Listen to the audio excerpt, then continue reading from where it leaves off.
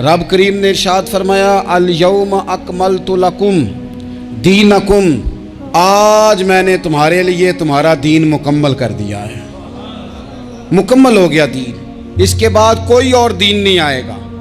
اس آیت نے بتا دیا کہ حضور آخری نبی ہیں، دین مکمل ہو گیا، اب کسی اور پیغمبر کی، رسول کی، دین کی، کتاب کی ضرورت باقی۔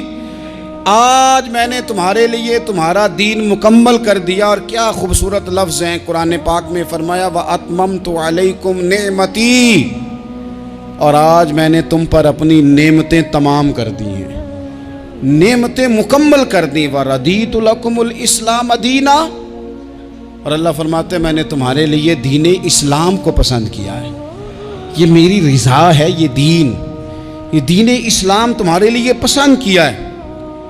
کوئی بندہ ساری زندگی مخلوق کی خدمت کرے، ساری زندگی رستوں سے کانٹے اٹھائے، ساری زندگی خیر کا کام کرے، کسی کو تکلیف نہ دے، لیکن اگر مسلمان نہیں نا، اگر کلمہ نہیں نہ پڑھتا، تو اس کی ساری عمر کی خیر بھی کسی کام کی نہیں۔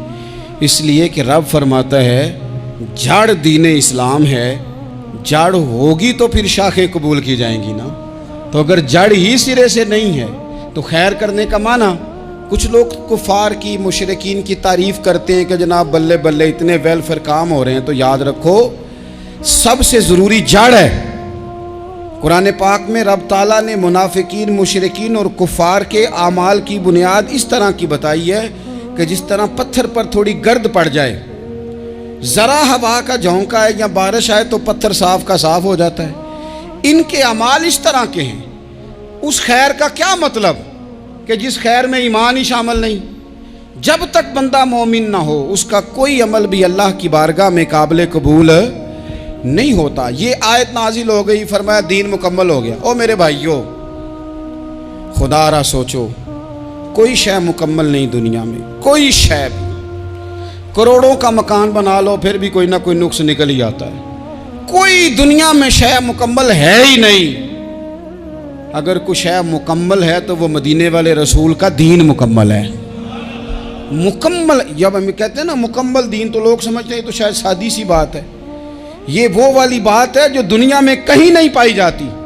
جب یہ آیت نازل ہوئی تھی نا، تو بخاری میں موجود ہے، ایک بہت بڑا یہودیوں کا عالم حضرت عمر فاروق رضی اللہ تعالیٰ عنہ سے کہنے لگا یہ جو تم پر آیت نازل ہوئی ہے نا کہ دین مکمل ہو گیا، یہ اگر ہم پر نازل ہوتی نا تو جس دن یہ آیت نازل ہوئی ہوتی ہم نے ہر سال اسی دن کو عید بنا لینا تھا کہ دین مکمل ہو گیا۔ الیوم اکملت لکم دینکم، دین مکمل ہو گیا، ہم تو عید بنا لیتے۔ تو حضرت عمر کہنے لگے ہم پر بھی بڑا فضل ہے، جس دن آیت نازل ہوئی تھی عرفہ کا دن بھی تھا اور جمعے کا دن بھی تھا، ایک نہیں دو عیدیں تھیں مسلمانوں کی، دو عیدیں تھیں مسلمانوں کی، دو۔ عزیز بھائی، دین مکمل اللہ نے دیا۔ اور حضرت عبداللہ ابن عباس رضی اللہ تعالیٰ عنہ نے تو ایک مقام پہ اس کا ذکر بھی کر دیا۔ جب ان سے کسی یہودی نے کہا نا یہ آیت ہمیں ملتی تو ہم عید مناتے، تو فرمایا تم ایک مناتے نا، ہماری دو تھیں اس دن۔ جمعہ بھی تو مسلمانوں کی عید کا دن ہے نا۔ بہت سارے لوگ ہیں بیچارے جو کہتے ہیں اسلام میں عیدیں صرف دو ہیں، اور وہ بھی صرف پریشانی انہیں عید میلاد النبی والے دن ہوتی ہے، اس کی آگے پیچھے نہیں ہوتی۔ حالانکہ نبی پاک علیہ السلام نے کہا ہر جمعہ بھی عید ہے، خود حضور نے فرمایا، لیکن وہ اڑ جاتے ہیں کہ نہیں عیدیں صرف دو ہی ہیں۔ بھائی آپ یہ کہہ سکتے ہیں کہ اسلام کی معروف عیدیں دو ہیں، اپنے معنی اور مفہوم کے لحاظ سے جس کو یوم عید کہا جائے وہ عیدیں دو ہیں۔ تو نبی پاک صلی اللہ تعالیٰ علیہ وسلم نے میدان عرفات میں خطبہ دیا۔ یہ جو واعظ و نصیحت ہے نا، خطبہ، تقریر، یہ دنیا کر رہی ہے، کرتی رہے گی، کرتی چلی آئے گی، اور اس کو میرے نبی پاک علیہ السلام نے پسند فرمایا۔ خیر کی بات کرنے والے کو حضور نے دعا دی۔ محبوب فرمانے لگے اللہ جو میری حدیثیں یاد کر کے آگے پہنچائے اس کے چہرے کو تر و تازہ رکھنا۔ یہ ابلاغ دین بہت بڑی بات ہے اگر کوئی خلوص نیت سے کرے۔ لیکن کائنات ارضی میں وہ جو حضور کا خطبہ حجۃ الوداع ہے، وہ دستور ہے، وہ منشور ہے۔ انسانی حقوق پر اس سے بڑا چارٹر نہ پہلے کبھی تھا نہ قیامت تک دوبارہ بن سکتا ہے۔ اس کو خطبہ حجۃ الوداع کیوں کہتے ہیں؟ ایک تو مطلب یہ کہ حضور نے یہی آخری آج کیا، اور دوسری بات یہ تھی کہ اس خطبے کے تھوڑے ہی عرصے بعد میرے نبی پاک نے وصال ظاہری فرمایا، اور اس خطبے کو رسول پاک صلی اللہ تعالیٰ علیہ وسلم نے شروع کہاں سے فرمایا؟ یہ خطبہ دیکھیں شروع کہاں سے ہو رہا ہے۔ انسان دنیا میں ملتا بھی ہے، جدا بھی ہوتا ہے، یہ جو جدائی کا وقت ہوتا ہے نا، جدائی کا، شاید بڑی سوچ سمجھ کے کہا تھا حضرت میاں صاحب نے، بڑی غور کر کے انہوں نے کہا تھا کہ دریا کنڈے روخ نہ لائیے، جو آوے روڑ جاوے۔ آپ میدان میں درخت لگاتے ہیں تو کبھی پھل گرتا ہے تو زمین پہ گرتا ہے، اٹھا لیتے ہیں، اگر دریا کے کنارے ہو تو وہ تو دریا میں گرے گا اور روڑ جائے گا، چلا گیا، بہہ گیا۔ فرمانے لگے دریا کنڈے روخ نہ لائیے، جو آوے روڑ جاوے، تے پردیسی نال نہ یاری لائیے، او دا جدوں دل کرے ٹر جاوے، وہ تو چلا جاتا ہے۔ یہ خطبہ شروع کہاں سے ہو رہا ہے؟ یعنی ابھی آغاز کلام ہے، بات آگے آئے گی، آغاز کلام ہے۔ میں کہہ چکا ہوں ولی شاید عبادت کر کے بنے، تقوی اختیار کر کے بنے، ولی اللہ کی حرام کردہ ہر شے سے اجتناب کر کے بنے، وہ جس میں شبہ ہے اس سے بھی بچے تو پھر ولی بنے۔ لیکن صحابی تو حضور کی زیارت سے بنتا ہے نا، نبی پاک کی زیارت سے بنتا ہے، اور صحابہ تو وہ صحابہ تھے جن کی ہر صبح عید ہوتی تھی، خدا کا قرب حاصل تھا، نبی کی دید ہوتی تھی۔ وہ تو اس طرح کا ماحول تھا کہ نبی پاک نے فرمایا حضرت ابو ہریرہ سے یہیں بیٹھے رہتے ہو، تھوڑا ذرا کبھی کوئی کام بھی کر لیا کرو، وقفے سے ملنے سے محبت بھی بڑھتی ہے۔ تو حضرت ابو ہریرہ اٹھے اور ستون کے پیچھے سے ہو کے واپس آ گئے، فرمایا آ گئے ہو؟ عرض کی حضور دل ہی نہیں لگتا تو جائیں کہاں۔ وہ جو حضور سے آ کے کہتے تھے نا یا رسول اللہ صلی اللہ علیہ وسلم، حضرت صوبان بن مالک، حضور نے فرمایا پریشان دکھائی دیتے ہو، کہا یا رسول اللہ ایک بات پریشان کرتی ہے۔ کہا وہ کیا؟ عرض کی حضور دل بے چین ہوتا ہے تو زیارت کو آ جاتا ہوں، آج ایک عجیب خیال آیا ہے، اور اس نے عجیب رنگ طبیعت میں بھر دیا ہے۔ فرمایا تمہیں کیا خیال آیا؟ عرض کی یا رسول اللہ صلی اللہ علیہ وسلم آج خیال آیا ہے کہ صوبان ہے تو حضور کا غلام ہے، جنت تو حضور کے صدقے ملے گی، لیکن یہ ہے کہ حضور تو ہوں گے نا نبیوں کے ساتھ، تجھے ملے گی پر ملے گی تو غلاموں کے محلے میں نا۔ تو دل میں خیال آیا کہ وہاں زیارت بھی ہوگی کہ نہیں؟ او جنت میرے کس کاری جتھے یار نظر نہ آوے، زیارت بھی ہوگی کہ نہیں؟ حضور کی بارگاہ میں جب حضرت صوبان نے عرض کی تو رب کریم نے فرمایا محبوب جو تیری اور تیرے رب کی اطاعت کرے نا، اولئک انعم اللہ علیہم من النبیین والصدیقین والشہداء والصالحین، فرمایا ان کو اللہ نبیوں کے، صدیقین کے، شہداء اور صالحین کے ساتھ ہی جنت میں اکٹھا فرمائے گا، وہ اکٹھے رہے۔ تو جن کو تو جنت میں بھی حضور کی زیارت کے بغیر چین نہیں تھا، ان کو حضور نے خطبہ حجۃ الوداع شروع کرتے وقت پہلا جملہ پتہ کیا کہا؟ حضور اونٹنی پہ ہیں، احرام باندھا ہوا ہے، 1,40,000 کم و بیش غلام سامنے کھڑے، عرفات کا میدان۔ محبوب فرمانے لگے پہلا جملہ، جو درد والے تھے وہ تڑپ گئے، یہ سارے درد والے تھے لیکن کچھ زیادہ مزاج شناس تھے۔ محبوب نے پہلا جملہ کہا، حضور فرمانے لگے لوگو جس طرح آج اکٹھے ہوئے ہیں شاید اس کے بعد دوبارہ ہم اکٹھے نہ ہوں۔ پہلا اعلان ہی کر دیا کہ یہ تمہارے ساتھ جو آج خطبہ ہے نا، اس میں اشارہ دے دیا کہ دوبارہ نہیں جمع ہوگے، اگلا حج نہیں کرنا، بس ختم ہوئی بات، یہ آخری پہلی بات ہی حضور نے یہ بیان کی۔ اب وہ اتنے دل نرم ہو گئے حضور کی بات سن کے، آنکھوں میں آنسو اس طرح آ گئے، طبیعت کا ملان اتنا بڑھ گیا کہ ہر ایک کا دل کشکول بن گیا، ہر طرف سے آہیں اور سسکیاں ہیں کہ حضور کے وہ جملے یوں صحابہ لے رہے تھے جب آپ سے کوئی کہہ دے کہ بھائی یہ وقت بس آخری ملاقات کا ہے، تو پھر انہوں نے وہ تو حضور کی ہر بات ہی توجہ سے سنتے تھے، پر یہاں جو انداز بن گیا وہ انوکھا بن گیا۔ فرمایا شاید دوبارہ ملاقات نہ ہو۔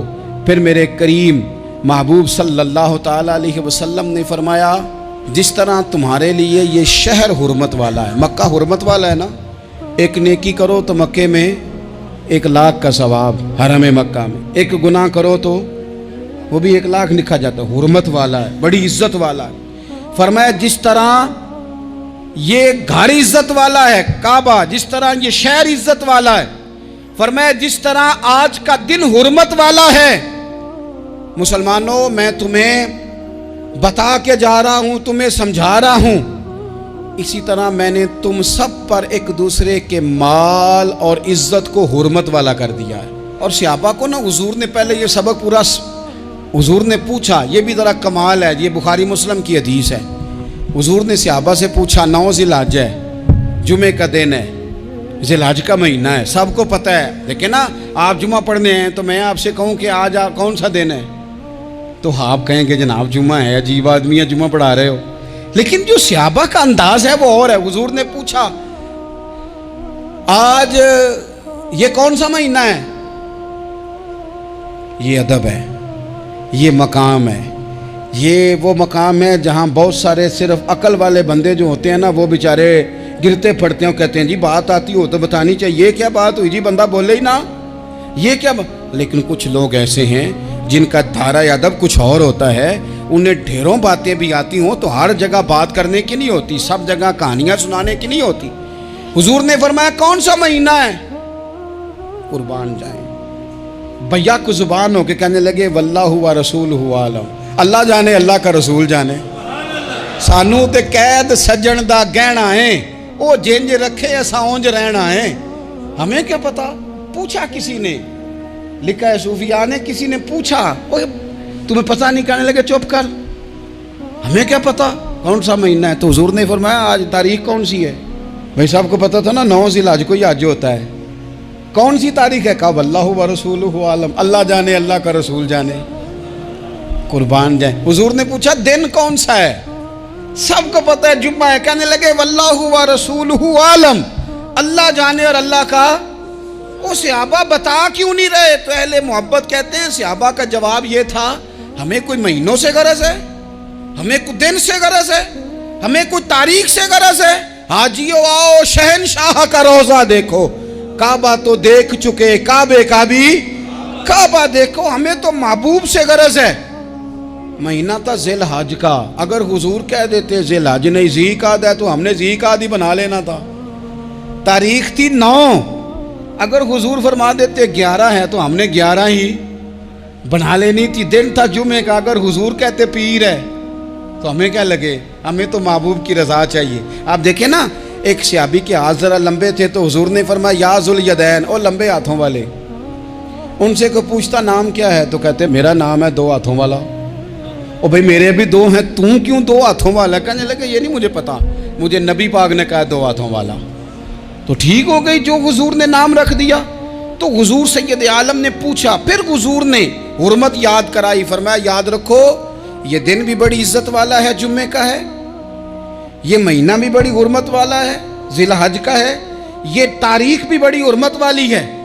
लेकिन फरमाया जिस तरह इस दिन की, इस शहर की, इस महीने की तुमने इज्जत करनी है, इसी तरह एक दूसरे के माल का, एक दूसरे की इज्जत का तुमने पास करना। मुसलमान भाइयों, खुदारा ये हुजूर कह रहे हैं यार, नबी पाक ने काबा के सामने खड़े होके फरमाया बैतुल्लाह तेरी बड़ी शान है, तेरा बड़ा मर्तबा है, लेकिन फरमाया मेरे मोमिन की इज्जत रब की नजर में काबे से भी ज्यादा है। हम कैसे बैठ के यार, हम कैसे जुर्रत करते हैं किसी की पगड़ी खोलने की कोने में बैठ के? हम अपने घर बैठ के किसी पर तबसरा कर गए, किसी बंदा मोमिन की इज्जत उछाल गए, बिल्कुल पता नहीं था बात का, और हमने कहानी बना दी पूरी की पूरी, दास्तान सराई कर गए। सुबह से शाम तक हमारी गपशप का उन्वान क्या है? किसी न किसी का शिकवा, किसी न किसी की शिकायत, ये हमारी गपशप है। खुदारा हुजूर ने तो खुतबा हज्जतुल विदा में पहला सबक ये दिया था कि मेरे जाने के बाद एक दूसरे की इज्जत करना, और इसी खुतबे में एक जगह पे फरमाया ये ना हो कि मेरे जाने के बाद तुम एक दूसरे की गर्दनें मारने लग जाओ। एक दूसरे की इज्जतों का ख्याल करना, पास करना। मुसलमानों, मेरे अजीज़ भाइयों, बुज़ुर्गों, इज्जतों का दिफा शुरू करें। थोड़ी देर के लिए अपनी ज़ुबान لوگوں کے اوپر تبصرہ کرنے سے کنٹرول میں لائیں۔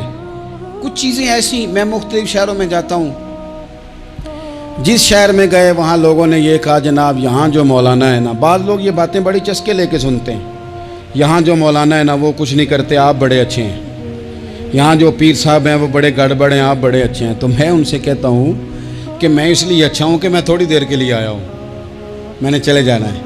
اور دوسری بات یہ کہ مجھے آپ جتنا مرضی اچھا کہہ لیں، میں نے رخصت ہو جانا ہے 2-3 گھنٹوں کے بعد۔ یہاں جس آدمی کا آپ شکوہ کر رہے ہیں نا، آپ اس کو جنازے کے لیے خبر کریں نہ کریں، اسے پتہ چل گیا نا محلے میں جنازہ ہو گیا، تو اسے کوئی کام بھی ہوا تو اس نے کہنا یار نہیں محلے میں فوتگی ہوگی، میں نے جنازہ پڑھانا ہے، اس نے جانا نہیں۔ تو کمزوریاں تو سب جگہ ہوتی ہیں، لیکن ان کمزوریوں کی وجہ سے آپس میں بغض پیدا کر لیا جائے گا۔ اور پھر کمال بات ہے نا کہ اپنی ساری کمزوریوں سمیت اپنے آپ سے پیار ہے، اپنے آپ سے محبت ہے، اور دوسرے کی ایک کا پتہ چل جائے تو ہمیں گھن آنے لگ جاتی۔ تو حضور نے خطبہ حجت الوداع کے موقع پر یہ بات ارشاد فرمائی۔ دوسرا حضور نے فرمایا لوگوں یاد رکھنا، یہ خطبہ حجت الوداع میں نبی پاک نے فرمایا، یہ حضور خطبہ دے رہے ہیں، اور اس وقت دے رہے ہیں جب حضور صحابہ کو بتا چکے ہیں کہ یہ آخری ملاقات ہے، جو دور دراز سے آئے ہیں ان کو بتایا ہے کہ یہ میری تمہاری جو مجلس ہے، جو محفل ہے، جو تم سے بات ہو رہی ہے، یہ آخری ہے۔ محبوب فرمانے لگے لوگوں یاد رکھنا قیامت قائم ہوگی۔ ان جملوں کا حسن ملاحظہ کر لیں۔ فرمایا قیامت قائم ہوگی، تم اپنے رب سے ملاقات کرو گے، اور فرمایا تمہارا رب تم سے تمہارے اعمال کے بارے میں پوچھے گا۔ یہ خطبہ حجت الوداع میں کریم نے فرمایا، صبح تم اٹھے کیا عمل کیا، اللہ پوچھے گا۔ کسی سے ملاقات ہوئی، طرز کیا تھی، سوچ کیا تھی، اللہ پوچھے گا۔ لین دین میں کیا معاملات تھے، تمہارے اعمال کے، اللہ سے ملاقات ہوگی، وہ کھڑا کر کے پوچھے گا۔ اور حدیث میں کئی جگہ پہ حضور نے فرمایا وہ تم سے سوال کرے گا، تمہیں جواب دینا ہے۔ میرے عزیز بھائیوں، تیار رہنا چاہیے، تیار۔ ہم نا منت کرتے ہیں آخری دن ہو نا، تنخواہ دار لوگ کہتے ہیں یار یہ آخری ایام چل رہے ہیں، کوئی خرچہ نہ بتاؤ، اس لیے کہ حساب کے متھے لگنا ہے۔ آخری دنوں میں، بجٹ کے دنوں میں لوگ پریشان ہوتے ہیں کہ حساب دینا ہے۔ جب رب سے ملاقات کریں گے اور وہ حساب مانگے گا، کتنا مشکل کام ہے۔ اور ایک مقام پہ حضور نے فرمایا جس سے اللہ نے حساب مانگا وہ تو الجھ گیا، دعا کرو وہ حساب مانگے ہی نہ، بے حساب ہی بخشش فرما دے۔ نبی پاک صلی اللہ تعالیٰ علیہ وآلہ وسلم نے ارشاد فرمایا اسی خطبہ حجت الوداع میں، حضور فرمانے لگے سن لو، میں نے تم تک اللہ تعالیٰ کا پیغام پہنچا دیا ہے۔ اب جس شخص کے پاس امانت رکھی ہو اس پر لازم ہے کہ وہ امانت اس تک پہنچا دے جو اس کا مالک ہے۔ ہم بہت سارے لوگ ایسے ہوتے ہیں ہمارے پاس امانتیں ہوتی ہیں، کچھ بھی نہ ہو تو کچھ لوگوں کے راز کی امانت ہوتی ہے، کچھ بھی نہ ہو تو کچھ لوگوں کی باتیں ہم تک پہنچ جاتی ہیں، وہ راز ہوتا ہے، وہ امانت ہوتی ہے۔ مجلس کی گفتگو بھی امانت ہے، لیکن ہم امانتوں کا خیال نہیں کرتے، خیانت ہو جاتی ہے۔ بہت محتاط ہو کر اپنی زندگی میں امانتوں کا خیال کیا جائے۔ یا ایھا الذین آمنوا لا تخونوا اللہ والرسول وتخونوا اماناتکم وانتم تعلمون۔ اللہ فرماتے ہیں ایمان والو، نہ رب سے خیانت کرنا، نہ رب کے رسول سے خیانت کرنا، نہ آپس میں ایک دوسرے سے خیانت کرنا، جانتے بوجھتے ہوئے یہ کام نہ کرنا۔ وانتم تعلمون، جانتے ہو، تمہیں پتہ ہے۔ کبھی بھی بددیانتی کا مظاہرہ نہ کریں اپنی زندگی میں، کبھی بھی۔ اور یہ بھی یاد رکھ لیں، بچوں کو کیا پتا کہ ہمارا ابا حلال لا رہا ہے کہ حرام لا رہا ہے، آپ لا رہے ہیں نا، تو وہ تو بیچارے بھولے پن میں کھا رہے ہیں، تو حساب آپ نے دینا ہے۔ جنہ لی تو پاپ کمائے ہن کتھے نہیں ہو تیرے کر دے، بلانا۔ تو بچوں کا تو یہ معاملہ ہے بھائی، اللہ ماشاءاللہ کہ وہ وقت پہ ہی شادی کے 10-15 دن کے بعد ہی ان کو پیغام مل جاتا ہے کہ اگر ہمارا علیحدہ گھر ہو تو میں مرضی سے سجاؤں، تو میں مرضی سے سنواروں، تو میرا کوئی مطلب اپنا سلسلہ ہو، تو بڑے ٹائم پہ ساری باتیں شروع ہو جاتی ہیں، وہ تو معاملہ ہی بالکل اور ہے۔ تو بالکل کسی بھی امانت میں کبھی بھی خیانت کرنے کی کوشش نہ کریں، اور یاد رکھیں مال حرام جہاں آتا ہے وہاں بڑی تباہی آتی ہے، جہاں لوگ بددیانت ہو جاتے ہیں وہاں معاملات بڑے خراب ہو جاتے ہیں۔ اللہ تبارک و تعالیٰ دیانتداری کی توفیق عطا فرمائے۔ حضور نے خطبہ حجت الوداع کے موقع پر فرمایا میں نے آج جاہلیت کے سارے سود ختم کر دیے، نبی پاک میدان عرفات میں کھڑے ہو کے فرمانے لگے جس بندے نے بھی کسی سے پیسے لیے ہیں وہ اصل رقم دے گا، زائد نہیں دے گا۔ حضور کے بڑے قریبی تھے ایک، فرمایا انہوں نے بھی کچھ لوگوں سے پیسے لیے ہوئے، چونکہ وہ سب لوگ کرتے تھے، حرام ہی نہیں تھا۔ فرمایا میں ان کو بھی حکم دیتا ہوں کہ یہ اصل رقم وصول کریں گے، کسی سے ایک پائی بھی زیادہ وصول نہ کریں گے۔ نبی پاک صلی اللہ تعالی علیہ وسلم نے خطبہ حجۃ الوداع میں ایک باریک بات حضور نے بھی، یہ آپ نے ضرور سمجھنی ہے، بالخصوص جو لوگ تھوڑا دین پر عمل کر رہے ہیں، جن کا لبادہ مذہبی ہو گیا، جنہیں لوگ حضرت صاحب، قاری صاحب، علامہ صاحب، مفتی صاحب، حاجی صاحب، بزرگوں کہہ کے بلاتے ہیں، وہ اس پر توجہ کریں۔ میرے نبی پاک صلی اللہ علیہ وسلم نے خطبہ حجۃ الوداع کے موقع پہ ارشاد فرمایا لوگو شیطان اب مایوس ہو گیا ہے، وہ تم سے بتوں کی پوجا نہیں کرا سکے گا، ہاں وہ تمہیں چھوٹے چھوٹے گناہوں میں مبتلا کرے گا، وہ تم سے چھوٹے چھوٹے عیب کرائے گا، تم سمجھو گے یہ تو غلطی کوئی نہیں، فرمایا اس سے بچ کے رہنا۔ اب وہ مایوس ہو گیا، بتوں کی پوجا نہیں کرا سکتا، تمہیں اپنی پوجا نہیں کرا سکتا، لیکن چھوٹی چھوٹی غلطیاں، ایک مقام پہ فرمایا نا چھوٹا گناہ ہونا تو مومن اسے پہاڑ سمجھتا ہے، اتنا بڑا ہو گیا، اور منافق کہتا ہے یہ تو کچھ بھی نہیں۔ تو اپنی زندگی کے اندر چھوٹی چھوٹی کوتاہیاں، حضرت سعدی فرمایا کرتے تھے سیلاب اچانک نہیں آتے، پہلے چھوٹا سا سوراخ ہوتا ہے دریا کے کنارے میں، اسے بند نہ کیا جائے پھر بڑا ہو جاتا ہے، پھر وہ ٹائم آتا ہے کہ بند ٹوٹ جاتا ہے، بستیاں ڈوب جاتی ہیں۔ پہلے چھوٹا گناہ انسان کرتا ہے، چھوٹا، پھر اس سے آگے بڑھتا جاتا ہے اور بڑی بڑی غلطیاں ہوتی ہیں۔ اللہ تبارک و تعالی ہمیں رائی کے دانے کے برابر بھی غلطی کرنے سے محفوظ فرمائے۔ نبی پاک صلی اللہ تعالی علیہ وسلم نے اسی موقع پر ارشاد فرمایا لوگو اللہ سے ڈرتے رہنا، اور میں تمہیں عورتوں کے ساتھ بھلائی کی وصیت کرتا ہوں۔ فرمایا رب نے تمہیں اختیار دیا ہے، عورتیں تمہارے سپرد کی ہیں، ان سے اچھا سلوک کرنا۔ فرمایا اگر کبھی کوئی ان پر تمہیں سختی کرنی بھی پڑے تو اتنی کرنا جتنی ان کی غلطی ہو، ان سے درگزر کرنا، ان سے پیار کرنا۔ اسلام نے خاتون کو باقاعدہ حقوق دیے، باقاعدہ۔ صحیح بخاری میں حدیث ہے، یہ جو نوجوان ہیں مطالعہ کرنے والے، پڑھنے سننے سمجھنے والے، یاد رکھا کریں ان چیزوں کو۔ حضرت بریرہ رضی اللہ تعالیٰ عنہ حضرت عائشہ صدیقہ کی کنیزہ ہیں، حضرت مغیث رضی اللہ تعالیٰ عنہ ایک صحابی ہیں، ان کی وہ اہلیہ ہیں، وہ اپنے خامد سے علیحدگی چاہتی تھی، ان کے خامد بڑی محبت کرتے تھے، علیحدہ ہونا نہیں چاہتے تھے، خاتون رہنا نہیں چاہتی تھی۔ انہوں نے بڑی سفارشیں کرائیں کہ میرا خامد، میری بیوی مجھ سے صلح کر لے، حالانکہ وہ خاتون کنیز ہیں، خادمہ ہیں، کوئی بڑے قبیلے سے بظاہر تعلق نہیں۔ بالآخر انہوں نے گزارش کی، سیدہ عائشہ صدیقہ رضی اللہ تعالیٰ عنہ سے کہا کچھ اور ذرائع اختیار کیے۔ حضرت مغیث نے رضی اللہ تعالیٰ عنہ، ان کے شوہر نے، کہ نبی پاک علیہ السلام کی خدمت میں عرض کریں حضور میری سفارش کریں کہ یہ مجھ سے صلح کر لیں۔ تو نبی پاک علیہ السلام نے حضرت بریرہ رضی اللہ تعالیٰ عنہ جو کنیزہ ہیں، خادمہ ہیں، ان کو بلا کے کہا تمہارا خامد صلح کرنا چاہتا ہے۔ یہاں برادری کا بڑا کے کہتا ہے پتر میری بھی نہیں تو گال رکھنی، اور میرے ککھاں دا بھی نہیں تو، کیا کہہ رہے ہیں آپ؟ اللہ نے اسے حق دیا ہے، اور جسے حق اللہ دے اس کا رسول دے، اس سے کون ہوتا ہے کوئی حق چھیننے والا؟ نبی پاک صلی اللہ علیہ وسلم نے حضرت بریرہ سے کہا تمہارا خامد صلح کرنا چاہتا ہے اور وہ روتا ہے تمہارے لیے، اور اس نے بڑی سفارشیں کی ہیں، تم اس سے صلح کر لو۔ حضرت بریرہ رضی اللہ تعالیٰ عنہ عرض کرنے لگی یا رسول اللہ صلی اللہ علیہ وسلم آپ جو حکم کریں میں حاضر ہوں، ایک بات پوچھ سکتی ہوں؟ ایک گزارش کر لوں؟ ایک صرف حضور میرا بولیا چولیا معاف کری، ایک بات کر لوں؟ تو کہا کرو۔